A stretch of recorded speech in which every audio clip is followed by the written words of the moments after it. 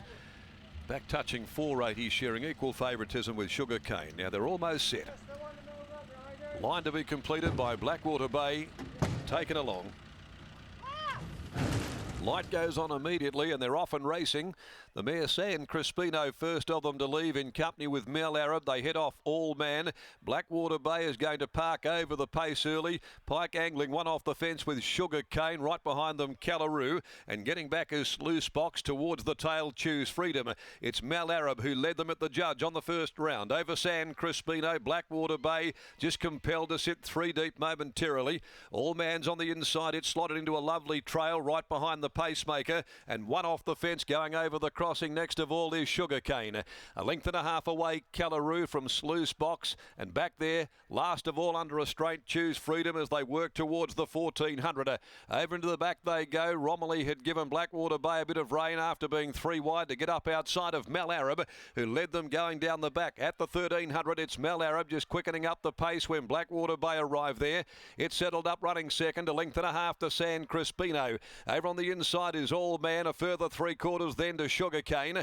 On the fence to Sluice Box, being followed further back by the 3-year-old Callaroo, and Choose Freedom had whipped them all in, about 7 from the leader. At the 1,000 metres they go down the back. It's the Kersley train Mel Arab in control by a length, running second. Blackwater Bay a length and a half away, then on the outside San Crispino. All Man's enjoyed a cosy run 4 throughout. Over a length behind them Sugarcane at the 800. Sluice Box, Callaroo 2 lengths, Choose Freedom. Little or absolutely no change in the order as they work down the side of the course. With the 600 now in their sights, it's Mel Arab who shows the way from Blackwater Bay. San Crispino to the outside, being put into the race now. All Man is on the fence, followed by Sugarcane, Sluice Box, Callaroo, Choose Freedom a clear last. At the top of the straight, they went past the 400. Mel Arab led them for home. Romilly going to work on Blackwater Bay. All Man peeling out off the fence now. San Crispino battling. Sugarcane called upon by Pike. Further back, Sluice Box, Choose Freedom runs on at the 150. Sugarcane comes at Mel Arab. Mel Arab on the inside. Now All Man digs in. All Man coming at Mel Arab, but Mel Arab's responding. Mel Arab from All Man. It's Mel Arab all the way. Mel Arab led from Go to Woe. Beat home All Man. Sugarcane third, peaking on its run. Then Sluice Box, Choose Freedom. Followed further back, San Crispino. Blackwater Bay gave up, didn't fire, and Callaroo last in. Mel Arab stepping from 1600 on return into a 21 second up. The Blackfriars 4-year-old Too Good here.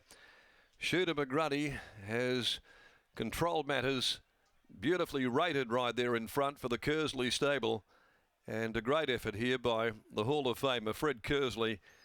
Second up, 21. Off a 1600 on return without trialling has been a bold exhibition by Blackfriars out of Carrywood, trained by the master craftsman Fred Kersley. Sean McGruddy in the saddle holds on from All Man, who had its chance. It tracked Mel Arab every step of the way off the fence, unable to bridge that gap by All Too Hard from Tamburina, trained by Steph Bakranich, ridden by Jason Whiting. And third, number 5, Sugarcane by Americane from Mustang Sally, prepared by Grant and Alana Williams, ridden by William Pike. Sluice Box ran 4th. Choose Freedom was 5th in 2:16.62. 37.13 the last 600, a short neck, a length and a half. Official margins there, Blackwater Bay.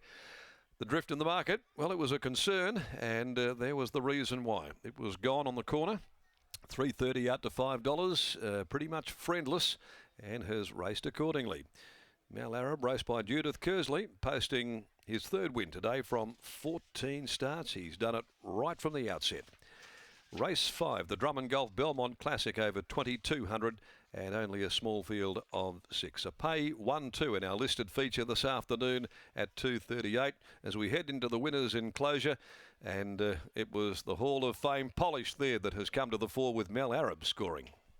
Certainly. Fred Kersley down here in the yard, and Fred up to the staying trip for the first time. What was your gut feeling for Mel Arab? I was pretty happy with him going into the race. He's always been looking for a bit of ground. Had no luck last start, first up, but I thought he'd run a good race. What were you thinking during the run today? Pretty happy with the way it was unfolding. You know, the pace was honest, and you know, I think his strength is stamina. He's not much of a sprinter, but he ran all day. Is he a true stayer now, and this is where we'll just see him for the remainder of his career at the staying journeys? Yeah, you probably should ask Shooter how he felt about him, but in my view is that he does last pretty good. Like, he's just strong, lacks a turn of foot to make him a really good horse, but pretty brave and pretty honest. Looking forward to seeing him continue on the staying trips. Well done. Thank you.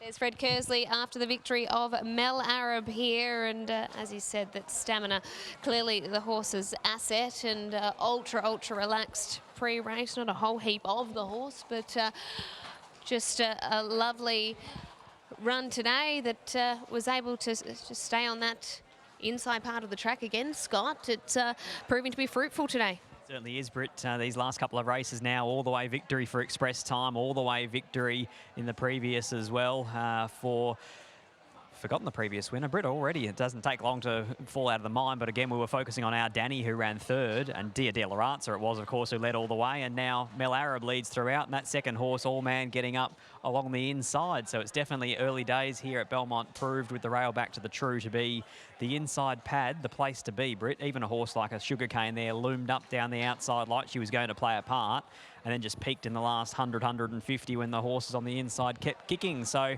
it's definitely a good victory there for Mel Arab. We did mention in the preview that there didn't look to be a lot of speed, but Sean McGrady found the front and then kicked into the corner. It was a good, strong victory.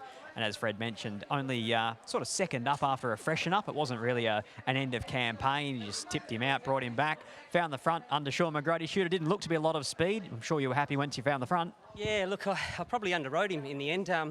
When Lucky came up and outside me and put a bit of speed on, he was probably more comfortable bowling along, but never ridden him before. First time I hopped on his back, and obviously stepping up from the mile to 21, so I wanted to save something for the finish, but I reckon next time we could bowl along instead of real genuine speed, and that's how you'd beat him. You'd get him off the bridle before the 600 even.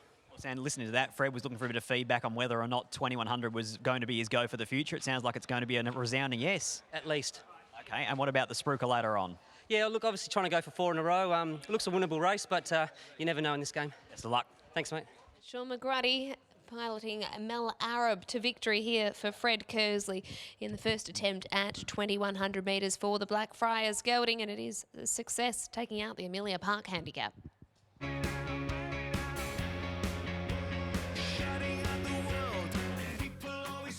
What you gonna do now? Are you gonna go far? Gonna follow your heart till it stops? She